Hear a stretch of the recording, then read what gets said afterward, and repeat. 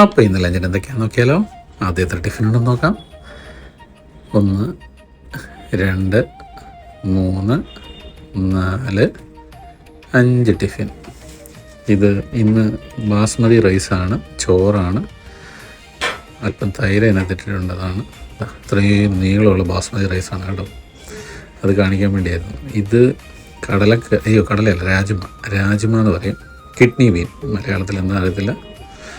ഇത് നമ്മുടെ വെണ്ടയ്ക്ക കടലമാവിലിട്ട് മെഴുക്കുവരട്ടി അല്ലെങ്കിൽ തോരൻ. ഇത് പപ്പടം, എയർ ഫ്രയറിലിട്ട പപ്പടമാണ്. അപ്പം രാജ്മ ചാവൽ എന്ന് പറഞ്ഞാൽ നോർത്ത് ഇന്ത്യ, അത് ഡൽഹിയിലൊക്കെ ഭയങ്കര ഫേവറേറ്റാണ്. ചില കല്യാണങ്ങൾക്ക് പോലും അതൊരു സ്പെഷ്യൽ ഡിഷാണ്. നല്ല ടേസ്റ്റിയാണ്. നോൺ വെജ് കഴിക്കാത്തവർക്ക് അത് കഴിക്കുമ്പോൾ നല്ല ടേസ്റ്റാണ്. ആദ്യം നമുക്ക് പപ്പടം എടുത്ത് പൊടിച്ചു, പിന്നെ വെണ്ടയ്ക്ക കടലമാവിലിട്ടതെടുത്തു, പിന്നെ ഈ രാജ്മയും ബാസ്മതിയുടെ ആ മണവും മാത്രം മതി.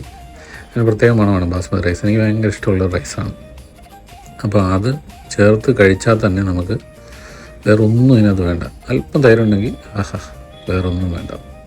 നല്ല ടേസ്റ്റിയാണ്. ആക്ച്വലി ഇത് എനിക്ക് ബാസ്മതി റൈസും ഈ രാജ്മയും കൂടെ കൊണ്ട് മിക്സ് ചെയ്താൽ നോൺ വെജിൻ്റെ കൂടെ കഴിക്കാനും നല്ല ടേസ്റ്റ്.